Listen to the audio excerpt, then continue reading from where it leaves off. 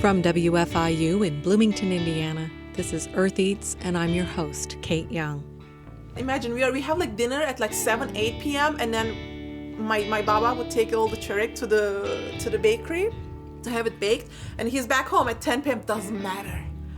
Fresh tea, hot tea, feta cheese, olives, like breakfast.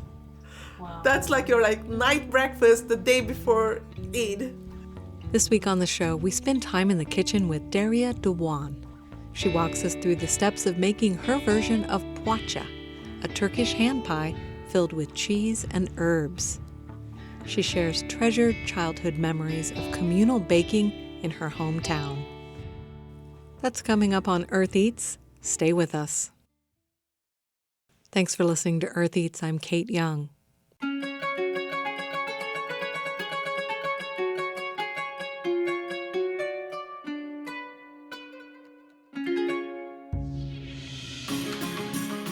Food memories, family traditions, and cultural touch points. These are some of my favorite things to share on this show. Today, we're lucky to have with us Derya Doğan. She's a PhD candidate in Education Policy Studies in Middle Eastern Languages and Cultures at Indiana University. I was born and raised in Southeast Turkey to a Kurdish father and a Turkish mother. And I came to the U.S. first when I was at high school as an exchange student. I got a scholarship from the Department of State. After that, I went back to Turkey. I finished high school and college in Turkey. And then I came back, then I went back, then I came back. So it was at some point in my life, there was quite a bit of back and forth between the two countries. But now I have been here the last 10 years. Today, Derya is going to make a favorite Turkish dish. It's called Poğaça. That's what we call it in Turkey. It's basically a savory hand pie. And there are so many ways of doing it. You don't always have to use yeast in the dough. The one she's making today is made with a yeast dough. And it has both regular white flour and some whole wheat. I tried to add whole wheat. But also I added some spices. And she chose to add spices that remind her of her hometown. We have two Eid celebrations in Islam. Eid celebrations come at the end of the month of Ramadan, and they involve special food traditions. Because bakeries would close on Eid, people had to make their own bread in advance. So we call it çörek, and it has some spices like powder, like fennel. Actually, my mom just used the fennel, the seeds, and some mahleb. If you know about mahleb, it's a whole other type of spices from northern Syria. I think in Lebanon they have it too, and in southeast Turkey, especially in Mardin. That's in our south of my hometown. Even Assyrian people, mahleb, they have their Easter cookies with mahleb. Their wine has mahleb. It's the top-notch spices, So is it a blend of spices or is it a spice? I can show you. This is it. It doesn't have the most favorable smell. It has a very strong flavor. I was going to say, it smells pretty mild. But it has a very strong flavor. So do you grind it up a little bit? And I have when I bake, I just use this little food mortar. And even with fennel, I like it ground. Yeah. Derya mixed these nostalgic spices into the dough for the poğaça. And I also added some dried dill. I dry my own dill, my ginger, all of that. And see, I'm gonna dry that. But because it's so humid in Bloomington, I don't dry it in the heat, but I dry it in the cold, so I'm gonna dry it in the fridge. Okay. And then I use it when I make rice. Sometimes I add it in the dough. You can also put fresh dill in the dough. So yeah, it has milk, water, and yeast. So now. Okay, so you made that ahead of time, this morning? Yep. And I also added some butter. It has some vegetable oil, but also butter, because butter tastes better. Mm-hmm. Sometimes she makes a different kind of dough without yeast. And when you make that, the dough is still soft, but it has a different texture. You just use baking powder. I love that too. When I make that in the dough, you add some yogurt so that it makes it soft. When I make it without the yeast, I add some labne cheese. Labne is a cheese made with strained yogurt. It's tangy like yogurt, but the texture is thick and creamy. And when Derya makes this version, she experiments. I add buckwheat, gluten-free, rye, Sometimes it works, sometimes it doesn't, but it's just, fun. The poğaça that Derya is making today is filled with cheese and herbs. So there's cheese and Italian parsley. I love Italian parsley more because it has a richer flavor. And so what kind of cheese is this that you're... This is feta cheese. And to be honest, I buy the Middle Eastern feta cheese or the Greek feta cheese. Those are the ones, or Bulgarian ones are the ones that I would buy. Not the feta cheese at some big stores here, because it's just not the American feta cheese. It's not the same. Okay. It really is not the same. And I add some very finely chopped Italian parsley, and I'm gonna add some crushed red pepper, black pepper. I usually use, the pepper medley. It's 6-7 different types of peppercorns. Oh. Yeah, I like the flavor of that. It also has coriander in it and allspice, so I add that too. And sometimes when I make this, what I add to the cheese is walnuts. Oh, yeah, I love that. When I add walnuts, I also use it when I make phyllo dough, because we also make lots of phyllo dough dishes in Turkey. That's when I add a lot of ground walnut, but I grind it in the food processor until it's super creamy. And then when you eat it, it tastes like meat, but it's not meat. Though it's not as common, Derya says you can make poğaça with meat such as beef or lamb with finely chopped herbs. Or with potato.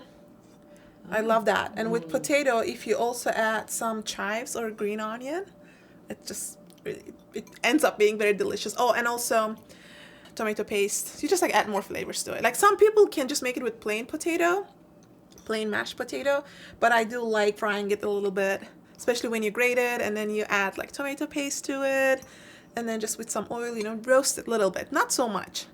And then onions, green onions or chives. I like chives better because they're smaller. Mm-hmm. And so these are all alternate fillings you could do for this kind of bread. Exactly. So this is the mixture. I love the smell. Oh, that's the multi-peppercorn. Yeah. White peppercorn, green peppercorn, black peppercorn, red peppercorn, coriander, and allspice, all ground and mixed together. Wow. Did you do the grinding and mixing, or you just buy this? Normally I would buy it, but this time I did it myself. The only powder that I already had in the powder form was allspice. I didn't have the allspice seeds. But you don't have to put the spices. I just like doing it. Yeah. My mom, she does. She likes the plainer taste. So everybody's different. Derya pulled out a red chili powder from her spice drawer too. And this is homemade. And what kind of peppers? How'd you... It is spicy, but not too spicy. I like using it on my salad. My mom's best friend, she made this for me. It's just chili red pepper, but she sun-dried it at home and did grind it by herself. Derya also adds 1 egg white to the filling to hold it together, and she sets the yolk aside for later. It's time for us to take a quick break, but when we come back, Derya will divide the dough and start filling it with the cheese mixture. Your kitchen looks very orderly and well-stocked, like you're used to cooking all the time. I love cooking. Just doing things around the house is my therapy. Even when I get so anxious, I just I'm in my kitchen and I'm doing things. More from Derya Doğan in her kitchen, doing things. Today she's making poğaça, a stuffed Turkish bread or hand pie. Stay with us.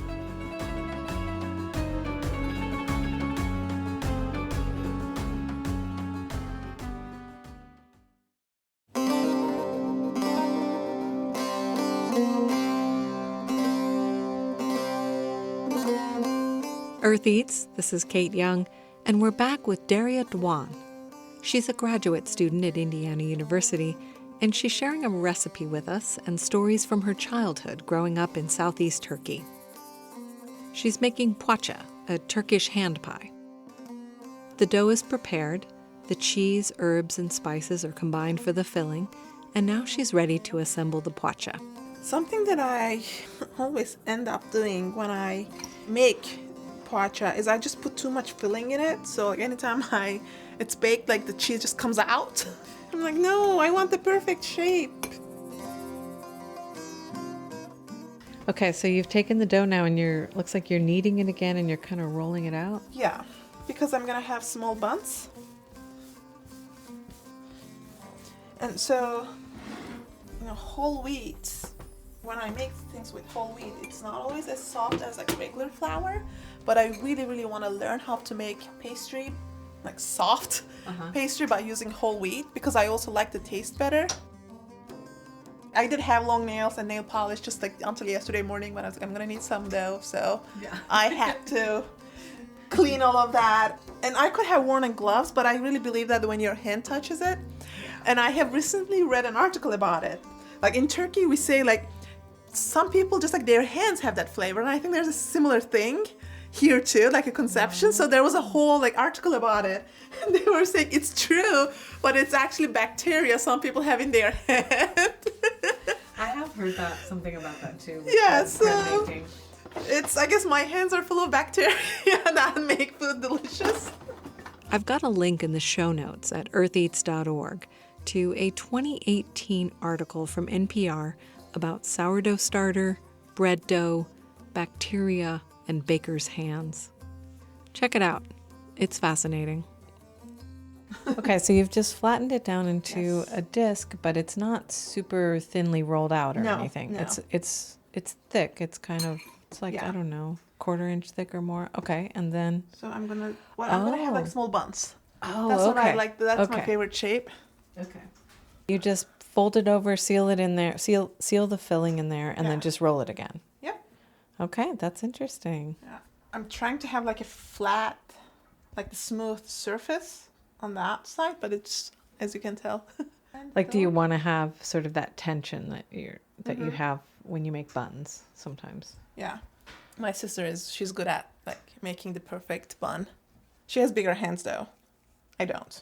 I sometimes make it with like mozzarella cheese, but like the balls you can buy at the store. So you just put like one inside and it melts so well. I'm like, In addition to the round bun shape, Derya's also making hand pies in a half-moon shape. This is like one of the most common shapes when you make poğaça. Oh, okay. That's what I think of when you say hand pie. I think of that shape. Oh, but this goes better with when you don't make it with yeast, because when this rise, this kind of opens up. Like opens up, or this like pointy part, the edge kind of disappears. And at bakeries in Turkey, they have like different versions of this. This is like the very homemade version of it. Okay. And how are they different? They are bigger. They have more butter in them. So it looks to me like when you make them in the half-moon shape, that it allows for a lot more filling. Yep. Yeah, every time I make something like this, it's like I always have leftover filling. And you think, oh, I'll use it for something, and you never do. Although with this cheese, I can simply make like omelet next morning.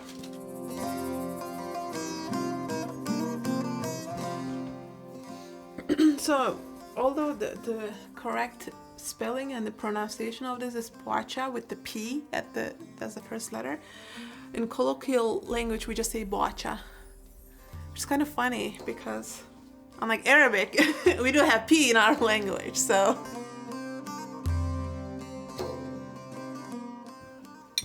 Because that's always like the joke between me and some of my like native speakers of Arabic friends. With P and B, we joke about that. Okay. Or like in Turkish, like we soften some of their letters, like the sounds. And like my last name has the soft G at the end, in it, sorry, not at the end. In the very middle. So coming from Arabic, it should have been like the re sound, but no, in Turkish we say like it's like I, re, which is the impossible to pronounce letter for non-Turks. The hand pies have now all been filled and shaped, and Derya recommends letting them rest for another 15 minutes to get that final rise. Then it's time to brush the tops with the egg yolk reserved earlier. I have some grape molasses. Ooh. Just a tiny bit of it, literally like a drop. If you add in the egg yolk, it just gives it a darker color. It helps with the baking process. It just looks nicer. Oh, cool. And also, like a little caramelizing. Yeah. and just a nice flavor. If you have some cherry jam, you could use that too. I like it. I'm gonna add. Can I take a photo of your spice drawer? It's amazing. It just kind of tells the whole story. In Derya's small apartment kitchen, she has a large, deep drawer that is dedicated completely to spices. It is a wonder to behold. She was trying to decide between poppy seeds and sesame seeds for the topping. And poppy seeds. We could do both, or we could do. Let's do both. Do you ever use nigella? Yeah, yeah. Isn't it very similar to black sesame also? It really looks the same. Yeah. Like it has that striking black small seed, but I do think it tastes a little bit different. I just asked because we grow it in our yard. It's a really pretty flower. But the seeds that we grow don't seem to have much flavor. But when I buy them, they're really strong, you know. I see. My brother is an agricultural engineer, so when he was in college, one of the first crops or products that he brought home was, like, it was sesame, but like I have no idea how to call it. Like, it's in this like really dry like flour, and it's small, and you have to break the top of it. They're like tiny rooms, and basically sesame. That's kind of the way the nigella is too. It's in like a dry pod. And then with a bunch of chambers inside it, but it's like so small. Yeah. And then when he brought us like a bunch of it, it was like, here you go, your sesame. And my sister and I remember like it took us such a long time to get the sesame out of those little, I have no idea what to call them, like flower plants. So you couldn't just kind of shake them out? You had to kind of dig them out? Yeah. Oh, okay. And then we were like, so this is like how like people get sesame out of like the plants, this is lots of work. So anytime I use sesame, I just remember that moment. After brushing the tops of all the hand pies with the egg wash, she sprinkled the seeds on top and put them in the preheated oven. They should bake for about 30 minutes at 350 degrees Fahrenheit.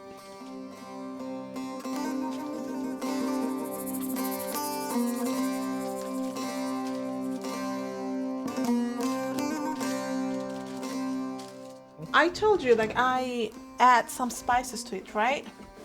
Because it's the same type of spices we use to make çörek or Eid in Turkey, in my hometown specifically. And it's so nostalgic to me because, especially when I was a kid, like anytime my mom made, of course she would make this like giant amount of dough, and then like I would help her with the dough. She would like knead it in this like giant, whatever you call it, like the big like thing that we have at home. She would just make it inside it and just like wait for it to rise. And my dad like would go and talk to the local bakery, so like when can we bring it, because like it's too much, you cannot bake it at home. And the thing is that like because everybody makes it, now the time has changed, but as I was growing up in Southeast Turkey, like everybody would make that.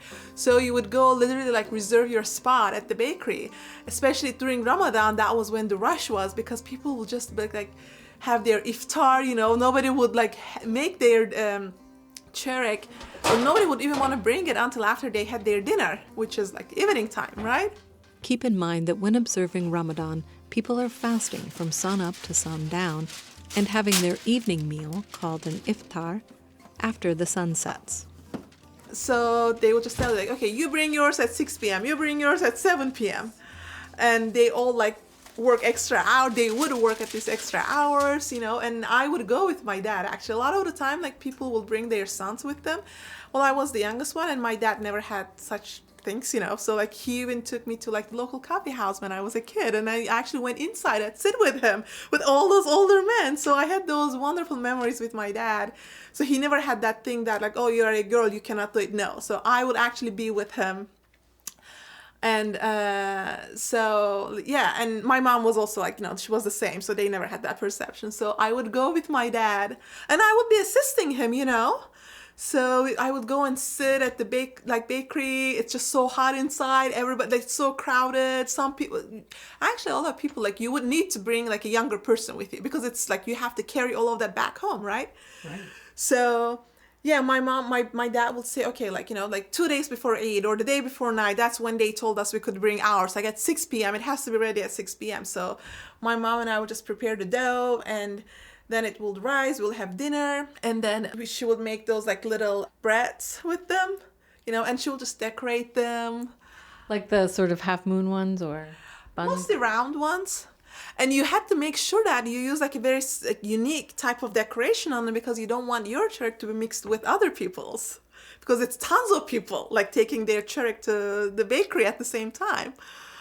And so, yeah, like people would make like shapes with spoons. That's like the most common one. So my mom would never use the spoon. She was like, no, that's like what everybody makes. Like, I don't want, my çörek is better than theirs. So she was like, I don't want mine to be mixed with them.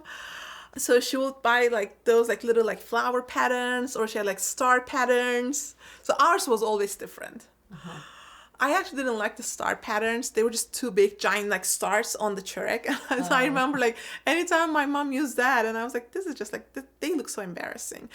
Giant stars on bread.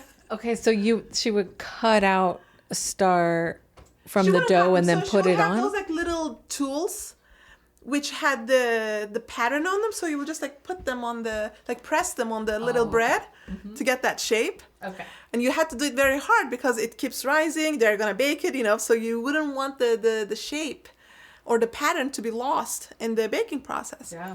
And then we had like those giant trays, so you would put like the first batch at the bottom, and then you would put like a small blanket, right? Then on top of it, like another, because you wouldn't want the dough, like the pieces of çörek, to stick on top of each other. Mm-hmm. And as they wait, like you put them on the tray and they wait, so they keep rising, right? Wow. So you had to like make sure there's enough distance between them, and then you put just like you just grab like a big blanket, right? Or like an old like sheet that you would use to sleep, but you're not, you just don't use it to sleep anymore. You washed it, it's clean, so now that's for like baking.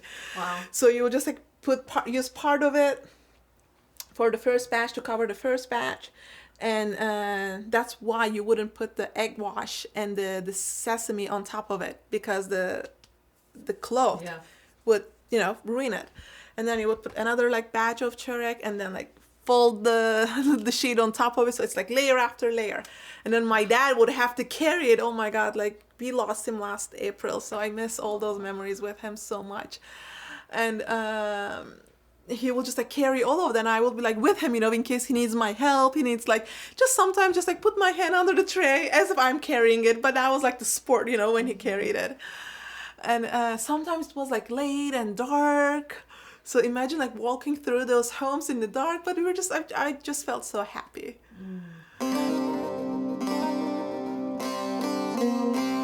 And I was with my dad, with my baba. So. And we would go to and then once like it's all ready, then she would put, let's say 3-4 eggs on top of it with some sesame. When my dad and I would take all the raw çöreks to the bakery, then they would just put it in line, because like, again, as I said, there are so many people working at the same time.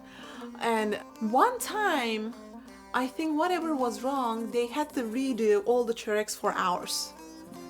And they gave their own pattern. So, and then they told my dad, and I don't know what went wrong with the dough. I guess something was wrong, and they were like, we have to redo this. I think it was too sticky or something. So yeah, my mom was not very happy about it, but it was what it was.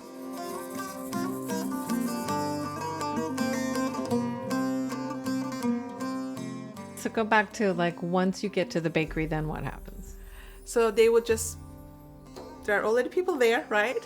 So they take your tray, put it in line. So you just wait. You sit there, you wait. You watch those bakers like working so fast. It's so hot always, even in the wintertime. So hot inside there. So many people. You see other kids.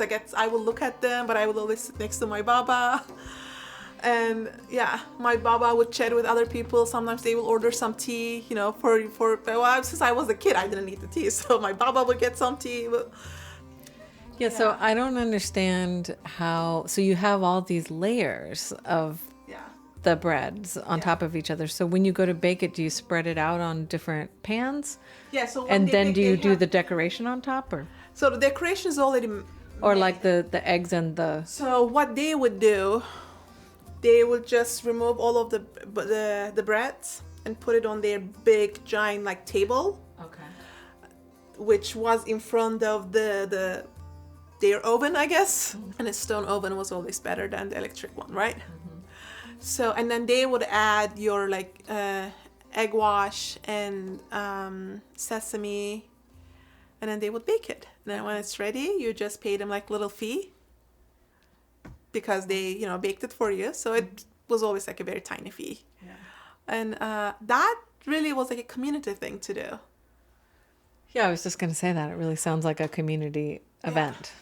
And then the best part is, once you're home, it's like it doesn't matter if it's 8 p.m. or 9 p.m. or 10 p.m. You have fresh, literally fresh out of oven çörek. Immediately you will make some tea. That's what we would do. Even though during Ramadan, imagine we have like dinner at like 7, 8 p.m. and then my baba would take all the çörek to the bakery to have it baked, and he's back home at 10 p.m. Doesn't matter. Fresh tea, hot tea, feta cheese, olives, like breakfast. Wow. That's like your like night breakfast the day before Eid. Immediately, because the çörek is so hot, so fresh. Wow, Yeah, that's nice. I miss those times. So I always like, if I have my family, I'm gonna continue all of those traditions. I have to, Yeah. because those were some really good memories from my childhood that they still mean a lot to me. Yeah. Yeah. Yeah, and I think there's something really special about that, and that I've never experienced that kind of community oven, that like community baking experience. Just sounds really beautiful. Yeah, yeah. So I think that's the reason why, even when I make poğaça, and technically we don't put fennel, mahlep in poğaça, I still do, because I have that connection. Yeah. And then when I do it, then people ask me, "Oh my God, what did you put in it?" It tastes so good. There's a flavor in it. I'm like, yeah, there is. So you're saying that the spices that you put in the poğaça They're are... unique to çörek. Just to clarify, çörek is the pastry that Derya just described taking with her father to the communal baking session the night before Eid. It's not what she's making with us today. That is poğaça, which is a filled bread or hand pie. Derya adds çörek spices to her poğaça because it is such a nostalgic flavor for her. Çörek is a spiced yeast bread shaped into rolls with different kinds of decoration. She pulled up some photos for me on her phone. Images. Oh, so sometimes they're round, sometimes they're rectangle. Yep, you can be it. It's up to you.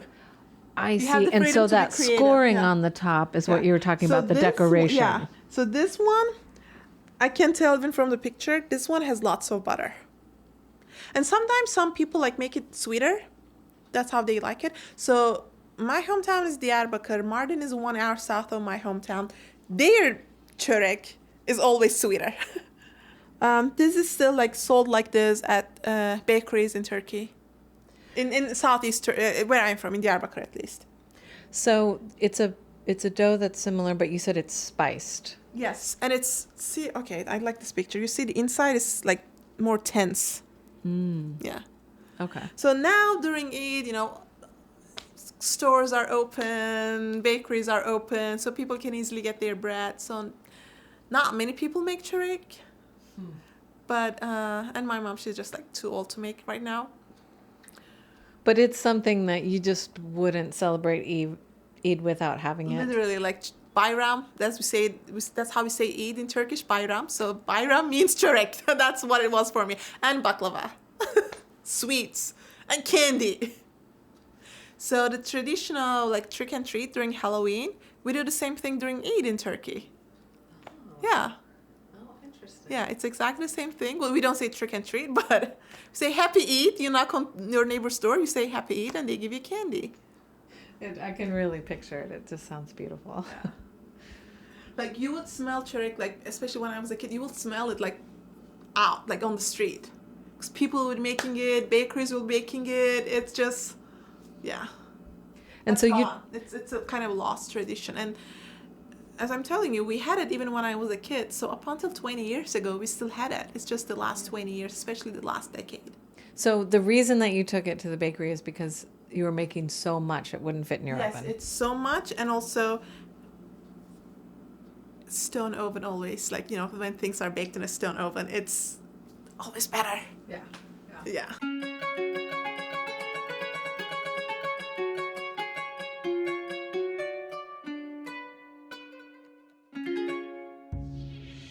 I'm talking with Derya Doğan about some of her favorite Turkish breads from her childhood. We're in her kitchen, waiting for poğaça, or savory hand pies, to finish baking.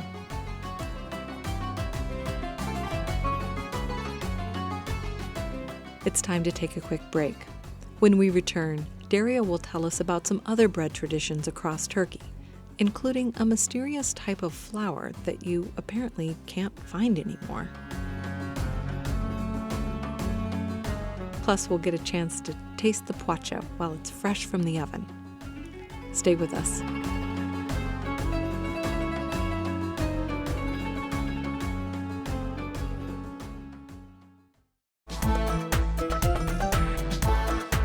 Kate Young here. This is Earth Eats, and I'm in the kitchen with Derya Doğan. She's a PhD candidate at Indiana University, but she's originally from Turkey. Southeast Turkey, in fact, and that's an important distinction when you're talking about food. Bread in particular. Here's Derya. But yeah, in Turkey, like, even bread in Turkey changes across the country. Every region, even like every city, almost every city within the same region has their own type of bread. So during Ramadan, we have the Ramadan pide bread. So in my hometown, we actually have that bread the whole year. But in other cities, it's only for Ramadan, but we have it the whole year.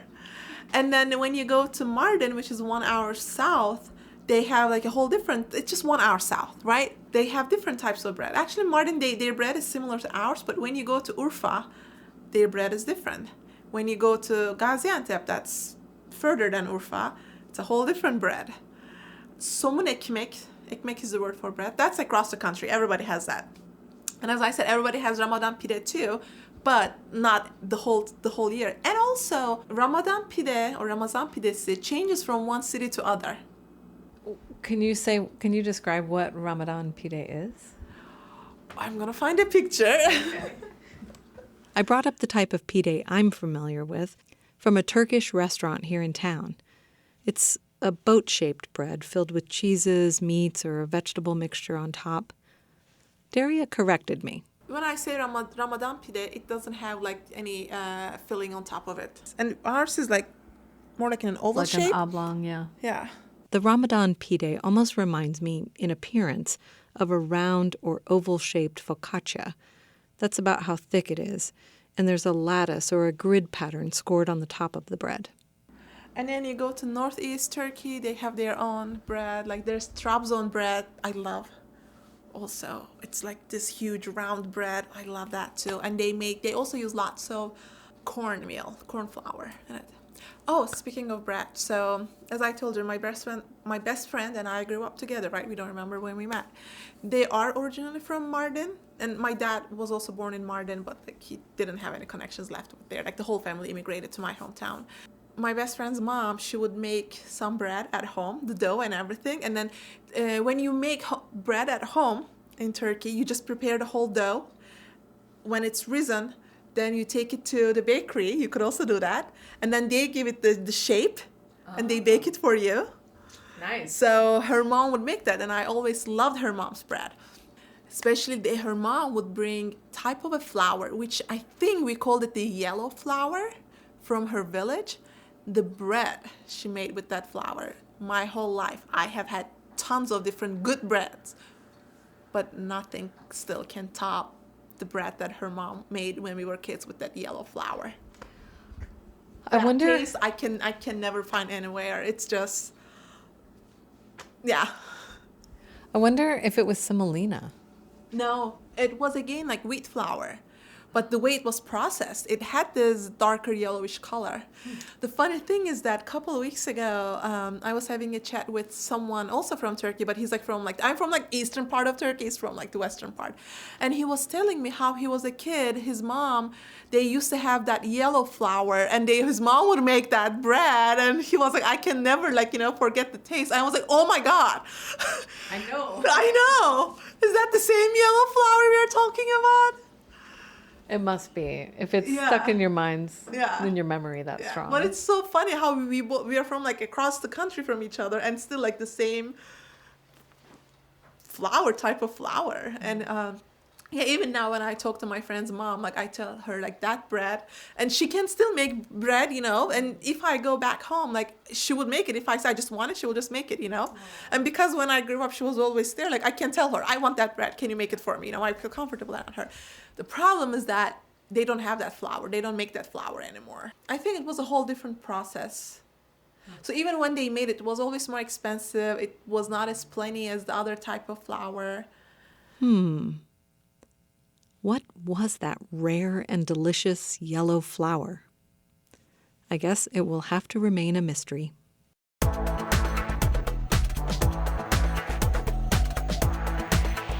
Ah, well, never mind. The hand pies are about to come out of the oven, and Derya is making tea. Because it's the best to eat it with black tea. And I also add some cardamom when I make black tea. Something we don't do in Turkey. I actually learned it from my other Middle Eastern friends. Cardamom in the tea, and I love it. I really liked it. It's also very healthy. Yeah, in Turkey, if we make tea, we drink it we don't add sugar in as we make it. And because even between me and some of my like Middle Eastern friends coming from different countries, like we talk about that. How do you make tea? How do you make coffee? These are some nice conversations that we have. So we don't really add cardamom. Like if we ever add something, it's clove. Oh. Yeah. I'm not a huge fan of it. Maybe one clove I could handle, but not too much of it. But I do like the cardamom in it. Mm-hmm. And we don't make it with sugar added in the tea. Just like if you want to have it, you add it in your glass, in your cup. Okay, tell me about this teapot. So, I'm really curious about this teapot. It looks like a really good idea. So my teapot has its own story, but the concept of teapot has a whole story of its own. So I will tell you about both.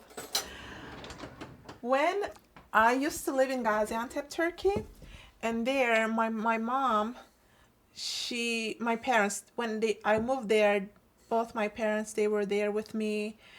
They, helped me like settle down. Like my baba even arranged at the time we still don't have Uber in Turkey, but like my baba even arranged like the taxi driver.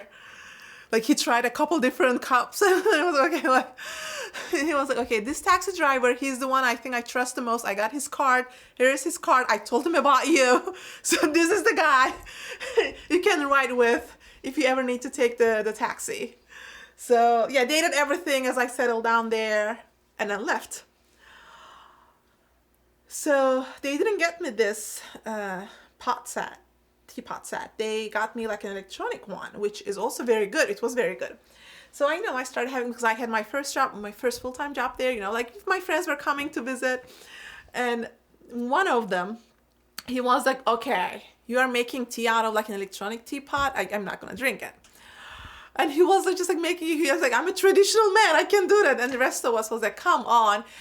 But in a way, when you use like a kettle, it's not this, it really doesn't taste the same. And he was like, it has to be like, the real teapot. He was like, we need to get you a real teapot. But the one I had was a really good one. But on the other hand, as I said, he had a point. Because even when I drink like tea coming from a kettle, it doesn't taste the same to me. And then it was my birthday. So I was home and a friend of mine was staying with me. And then one of my like guy friends, he was like, hey, like, what are you doing? There's a couple of us. We are at this like cafe nearby. Let's go there. And then my friend, like we all worked together, and she was like, "That's weird. They didn't ask me." I was like, "Probably they didn't know. Like, should I tell?" And she was like, "No, don't tell them." And she was like, "I have a feeling they are doing something for your birthday." I was like, "I have that feeling too." And she was like, "I have work to do. Just don't even mention it. Go and let's see what happens." I said, "Okay." So I went there. Yes, it was like 4 of my male coworkers. They had arranged this like little birthday thing for me. They got me a cake at this local cafe. And then the birthday cake came, and then they were like singing for me. And then next they were like, "We got a gift for you." And it was this teapot, and it's like a very expensive brand, okay? And I'm not saying this to show off. Okay. So they were like, the 4 of us came together and we got this for you. And they even joked, because usually when you buy stuff like this for like a single woman, it's like, "Oh, when you get married," you know? So they made that joke, and I liked, it was funny. And then but the guy who originally complained about my electronic teapot, my kettle, I looked at him, I was like, "This was your idea, wasn't it?" And he was like, "Yep." He just wasn't having it. Yeah. And then he was like, "So next time I come to your place, you're going to use this to make tea for us." I said, "Deal." It has been about 14 years that I'm using it. I just cannot throw this away. Like, you see, it's getting old. It's not as sturdy as it used to be. Okay, but what I want to understand about it, so the bottom part is a tea kettle. So it is metal. It looks like it's enamel, and it goes directly on the stove, and you heat the water in that. Yeah. Then on top of it sits this ceramic tea pot, and that's where you're making the tea, but then it can sit on top and stay warm. Is that the concept? Yeah. That is extraordinary. It is exactly what is needed, because that's always the problem with a pot of tea, is keeping it warm. I have a little thing that you put a candle in, but I think this is nicer. Having it over the water seems better. This is, oh my goodness, yes. It's done. Oh, they smell incredible. Maybe I should have taken it out sooner. I think the color looks good. Yeah, and it's just soft. I was just worried that it was going to be hard again, because the last time I made it at home, it was like so hard. As Derya pulled the poğaça from the oven and finished making the tea, she told me her second story about the teapot. This one, she admits, includes some stereotypes about gender and family roles. She started out by explaining that often in traditional Middle Eastern households, when the son in the family gets married, he and his wife will live in his parents' household. So there was always conflict between the mother-in-law and the daughter-in-law, you know, and there's the sister-in-law. So they say the story is that the bigger pot of the teapot, that is the father-in-law. Heavy man in the family, like heavy, kind of like metaphorically, you know. He just sits there, he is the core of everything. You know, he brings food, because it's the water boiling in it. You have to have the water boiling there, but he's like this super like heavy, serious person.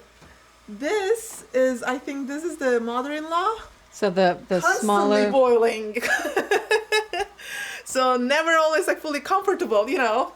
She can get bitter, she can get light. And they say this is the son. Okay, so can you say what the different things are? This is the father-in-law. And that's the kettle at the bottom. Yeah.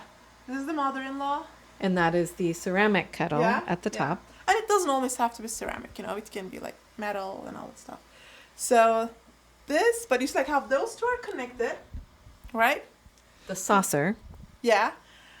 The husband, the son of the family, basically like accommodating the wife, the teacup. So this is like really there's a lot of like stereotype. You might want to cut this part out. You put some, like the tea, the brewed tea, and the hot water, something from the mother-in-law and something from the father-in-law together, in the mind of the daughter-in-law. This is the sister-in-law, and she's there to stir things up. That's so great. Yeah. So, you know, some old stories, you just laugh at them.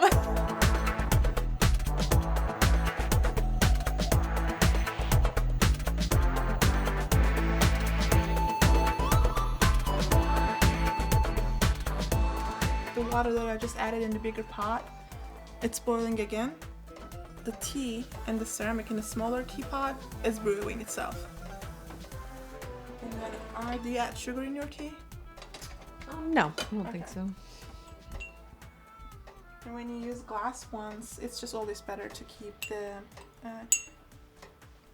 to keep this like metal teaspoon. And teaspoons that we have in Turkey, they're exactly the same shape, but this part is smaller. It's like very Americanized Middle Eastern teaspoons. So it just helps so that the glass won't break. Yeah.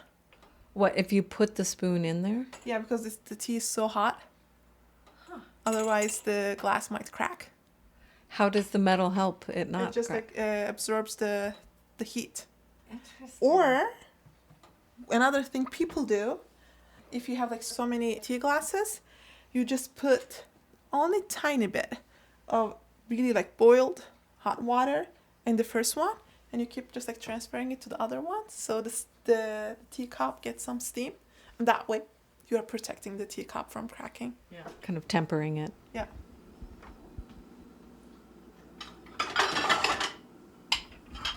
So look, none of the cheese filling came out. And this worked. Yeah. So you pick which one you want to have. Oh my. Okay. Oh, it feels really light. Yeah, okay. Okay, now time to taste it. It's not, is it salty or not? I'm tasting the salt, but I think it's mostly from the cheese. Okay, maybe the cheese was salty this time.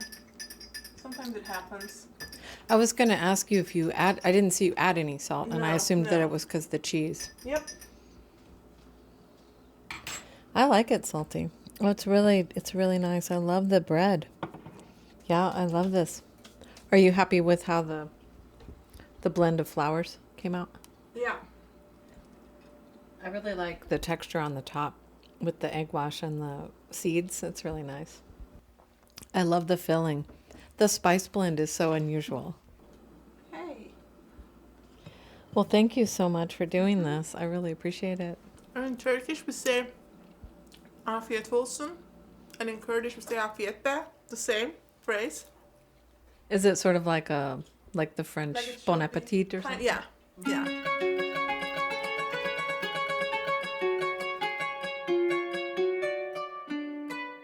Afiyet olsun. That was Derya Doğan. She's a PhD candidate in Education Policy Studies in Middle Eastern Languages and Cultures at Indiana University. She is originally from Turkey, and she shared how she makes poğaça, or Turkish hand pies, including her own special twist of adding spices that are traditionally used in another Turkish bread called çörek. These spices are so nostalgic for her, they bring up treasured childhood memories of communal baking in her hometown in southeast Turkey. We have photos of Derya and her poğaça on our website, eartheats.org.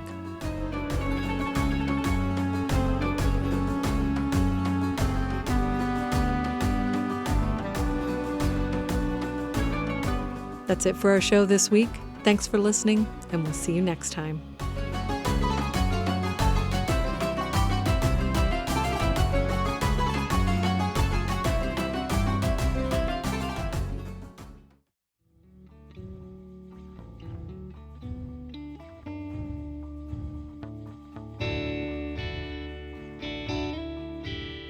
The Earth Eats team includes Eoban Binder, Alexis Carvajal, Alex Chambers, Mark Chilla, Toby Foster, Daniela Richardson, Samantha Schemenauer, Peyton Whaley, and Harvest Public Media.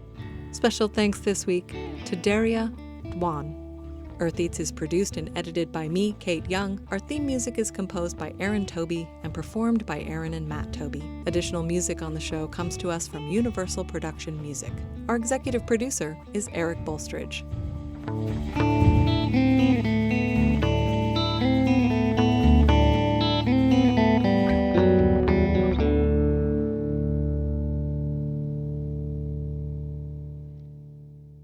Hoosier Spirits is a new documentary from WTIU and Indiana Public Media that explores Indiana's deep distilling roots and visits distilleries across the state to get a glimpse at the future of Hoosier Spirits. Learn more, check out a map of Indiana distilleries, and get the recipe for our exclusive cocktail at WTIU.org/HoosierSpirits.